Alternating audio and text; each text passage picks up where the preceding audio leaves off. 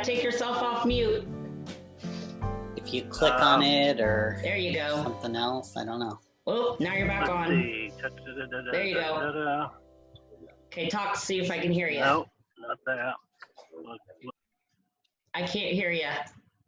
That's because I didn't have no sound coming out. Goofy, huh?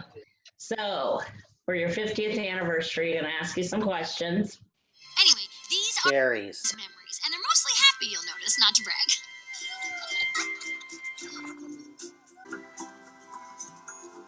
And each core memory powers a different aspect of Jerry's personality.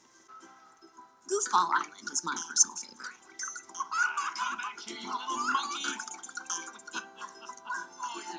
Yep, Goofball is the best. I know you're nervous, but that's okay. Yeah. I'll give. Can I make some disclaimers? If you want to. My memory's not as good as it used to be, so I may be not always correct on what I'm saying. But I will do my best. Wait, John. Ty, you could get lost in there. Think positive. Okay, I'm positive you will get lost in there. How did you and Dad meet? At school, he was walking down the hall, and he had tight pants on. That's all I need to say. So, how did you meet Mom? I remember seeing her in the hallway one time and thought, wow, she's pretty cute. Other than the tight pants, what was your first impression of Dad?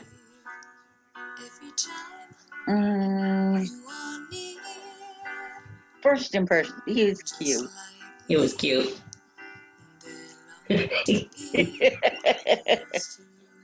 seems like one time I would have been a freshman and she'd been a sophomore, and we went to a football game and they had pet buses that would take all the students to the football game, and I think that's the first time we really met up to kind of be together is on the pet bus, if I remember correctly. Yeah, cool. On the pet bus. Overall, what was your first impression of her? I remember her, she had pretty blonde hair, and she had a nice short skirt on, pretty legs. So, yeah, I thought she was cute. So, I guess that's... Tell me, what do you remember about your first date or a memorable date? That I do remember.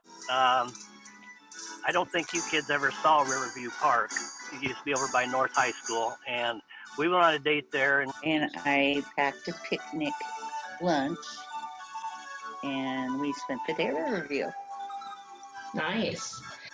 We took a picnic lunch, and one of the things we got was some potato chips and some sour cream chip dip. And we pretty well was eating it down quite a ways, and pretty soon she takes her finger inside of the chip dip and takes a big chunk of it and sticks it in her mouth. It's like, oh my God, I can't believe she did that. How about your first kiss? That was over 50 years ago. I know. Probably slobbery. Sorry. Do you remember the first time he said he loved you? Yes, he didn't know me well enough to say that. He didn't say it. He wrote it actually in one of his many love letters. So you used to write you love letters. That's cute. I didn't know that. I think we still need to burn them downstairs. Did you propose to Mom, and if so, how? I did, and this is one of those disclaimer things. It seems like to me we were at a party, and it was at this party that I popped the question or I said it in some way. I honestly don't remember how I did it. How did Dad propose to you? It's funny because I don't know that he did. We just, when we were in high school and dating, because we started going together when he was a freshman, we just talked about will when we get married. And so Okay. it was actually more kind of assumed. And then he got me a promise ring and then my engagement. Got it. So how did he give you the promise ring then? Some of this isn't going to be very romantic, okay? He ordered it by mail and he just gave it to me. Got it. Got it. And did you have an engagement ring, or did you not have a ring until your wedding day? No, I had my engagement ring, which was part of my wedding ring. Got it. Either that or it was at my folks' house, because your mom had moved in with us. He was underage, so he needed someone to sign for him. So his mother went with us to Joseph's. Ginsburg. Right. No, Ginsburg. It's Ginsburg. What do you remember about the day that you got married? Like, what was the schedule like? How were you feeling? What was going on?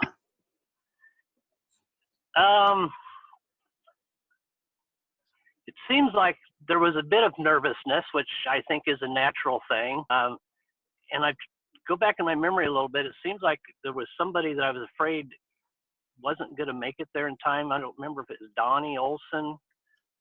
He was my best man, or it seems like there was something about that.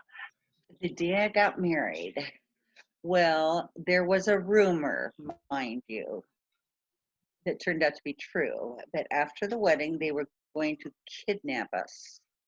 And we made a pact that we would hang on to each other's arms, like lock arms, and not let them do it. And we did, and they didn't. They tried, though. His friends. They were going to put him in one car and me in another. And it's like, no, you're not. All right. If anything else, we're going to go together. I remember the cake cutting part, doing the cake sharing.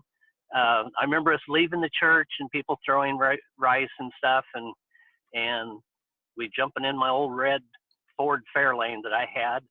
I like my wedding. My flowers was the daisy. My colors were yellow and green. Bobby was the flower girl, and Doug was the ring bearer. It was at Hartford Church. Then I remember we got on our way after the wedding to go on our honeymoon, and we got, I think, Claire in Des Moines or something. We had to turn around and go back because I forgot to get the iron, and all my clothes were wrinkly. And I had got an iron as a wedding gift, so I'd go get it. Our honeymoon was good. We went to Minnesota. Before we got to Minnesota, of course, we had to stop at Ames. And then the next thing I remember is we made it from Hartford to Ames, and we stayed at, I can't remember the name of the motel now, darn it, something Saddle. The Silver Saddle, I think. Silver Saddle, yes, thank you. Yep. What did you do in Minnesota? In Minnesota, we went fishing. We went to a ball game, Minnesota Twins ball game. Seems like we went to a zoo. Did you guys talk about having kids before you had them, or did you decide together? We talked about having kids. We both, I think, wanted to. I don't think that we did. I think we were always knowing that we were going to have kids, but I don't know that we really planned a specific date or a time or anything like that. So tell me what you love about Mom. Well, she does have a bubbly personality. She always likes to try to make people laugh. What did you love about him then, and what do you love about him now? His thighs were hot then and now. Alrighty. You ask. He can be very kind and thoughtful. Yes. And very outgoing. I'm glad that she's able to do that in our relationship because I'm the opposite. And I think that kind of helps our relationship when Is that what they say? Opposites attract? Maybe I'm not sure, but He's medium height, dark hair, blue eyes, great looking thighs. He's kind sometimes when he's not. He's naughty. He is kind of quiet and reserved, and other times not so much. He likes to fish. He likes to mushroom hunt. He likes to be out in nature. And I also love the fact that she will stand up for you if you're a friend to her, no matter what your diversity or whatever it is. I do like that. She's very strong that way.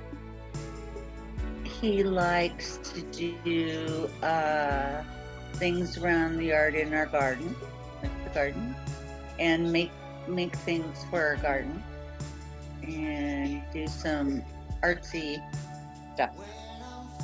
She's got a lot of creativity in her. I think about the times that, whether it's her sewing or crocheting, or now it's her art. She's very creative in that respect. I've always been, I wouldn't say jealous, but I've always admired that part about her creativity. He's uncomfortable with that, and sometimes I use that against him because you know me. But he does a very good job of critiquing my artwork. Sometimes I just don't see until someone points something out to me, and then I can see it, but I would never see it on my own. And he does a really good job with that. Tell me about your happiest memories.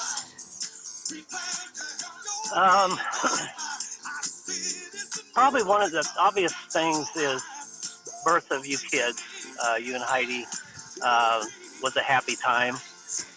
What is one of your happiest memories of being married to your husband, John? His thighs.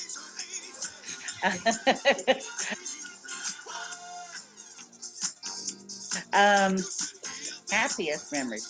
Actually, he surprised me with a trip down to Tennessee. Ah, yes. And he had got a cabin, and there was a front porch on it, and it was a kind of a rustic cabin, and then off of the kitchen, it had like a enclosed porch where they had a jacuzzi thing, and you were kind of like you were outside, but yet you were inside. So that was kind of nice. And he had ordered for when we got there. There was a thing of flowers in a veggie tray maybe or something, veggies and meat and stuff. Our vacations always stand out in my mind. We always had a lot of fun on vacation. It seems like, no matter where we went, there was certain things about it that bring back a lot of memories. And whether I'm looking through pictures from time to time or something and see a picture of a place we were, whether it was Sedona or whether it was in Tennessee or Georgia, Savannah, Georgia, just different places we went to together has always been happy times, I think, that we've enjoyed. What do you look forward to in the rest of your life together? Surgeries. Okay, look forward to. I know you don't look forward to surgery. Yeah, we're kind of looking forward to those. My knee's killing me and his shoulder's killing him. That we do end up with good health, and that there's times that we're able to do things and continue to do those things, whether it's going on a trip or going out and seeing the owls or whatever that might be. It seems like with us getting old, just kind of, we woke up one morning and it happened. It's like, yowza, we heard everywhere and so on and so forth. And I think just to be able to stay somewhat active and in our home to enjoy the stuff we have without it killing us off and not to have too many bodily issues and stuff like that. I think that's both of us, and we're both falling apart. And just to enjoy very, very simple things like going to see the owls or taking in a sunset and stuff like that. Very good. I know. One of our hopes is the fact that we will still have a long life together, and that we'll be able to live together long enough to be able to see you kids as well as Kenai, grow up and go through the different changes in you guys' life. And if Kenai does decide to ever get married, if that's his direction he goes, that we would be able to see the fact that he would have children again, if that's what he desires to do, or just to see how he succeeds, because I think he's a special person. Look forward to just spending time with our family and grandchild, and going to live with you and Jordan, Mike, and Kenai. Got it. I wanted to get that on tape. What would you like to say to Mom on this occasion, your golden anniversary? I don't want to sound like a Hallmark card or anything like that, but, probably one thing is I'm not an over affectionate person, I guess. And I probably have never done a real good job of saying I love you all the time, but I really do love you. I appreciate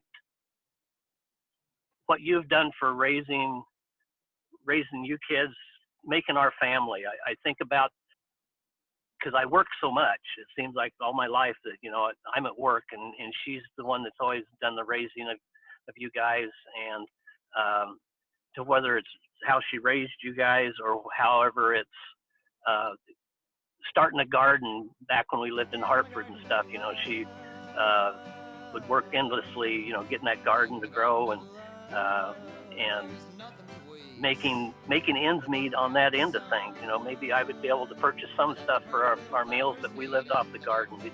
She did, I don't know how much canning and freezing she used to do all the time, and just taking care of the household. There's so much appreciation that I can't say thank you enough, and how much that really is something that means a lot. I think about our life together, and I think we've done really a good job for what means that we've had and what we've worked with. We weren't always real wealthy. We were able to always make sure that you kids had stuff, that we've been able to get stuff, have stuff. Not that stuff is important, but we've always been together and working through those type of times, and I think that's an important part of a marriage is always, not everything's always rosy and stuff, and we've made done a good job of keeping things together.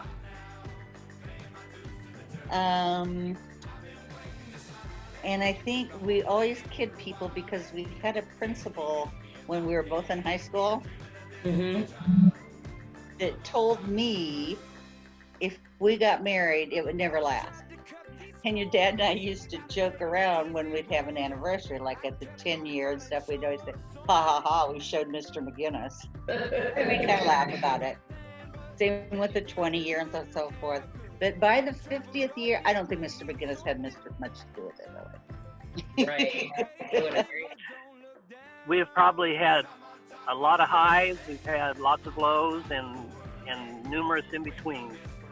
We made it this far through trial and error, all the errors being on your part, and I had a few trials. And I do look forward to many, many years of of caring and loving her. I think that I think we have several years in front of us yet, and I think that I look forward to enjoying from day to day and doing the stuff that we want to do, and enjoying her company and being part of her life the rest of our life. And I love you, Sherry. Aww. Oh. I should have given him more time to prepare a speech. Happy anniversary. It's nice to hear you express those things, because you're right. It's some of us in the family are less inclined to be open and sharing like that as others are, and I think that it's just nice to hear. Sure. Yep. Happy 50th anniversary to you. Okay. Perfect. So, Perfect. Well, I appreciate you. I appreciate you doing what you're doing too, because I'm not sure what we're going to do this year. Not now, anyway. right, I know. Yeah. This video things about Zoom meetings are about as good as it gets. So. Yeah. Yeah. For sure. For sure. So, For sure. all right. Well, thanks much. I will sign off now, unless there's something else you had. Just look me over, make sure I don't have any more ticks on me. I know. I'm gonna, as soon as I'm done, I'm getting out of my car and spraying it. Yeah, I don't blame you. I don't know. Yeah. All right. Bye. All right. Bye.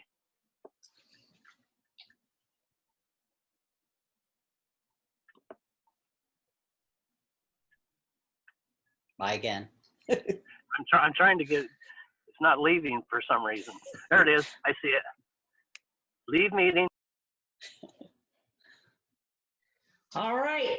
That's all the questions, so I appreciate it. No, you're welcome. What are you going to do with this? You'll see. No. No, you can't be selling it to the strip places. They aren't going to buy it. Unless I lift my shirt up. Don't look, Ethel. It's too late. She'd already been in the scenes. Here comes, Boogie dad, boogie dad, they go, boogie dad, boogie dad. and he ain't wearing no clothes. Oh, yes, they call him the street. No.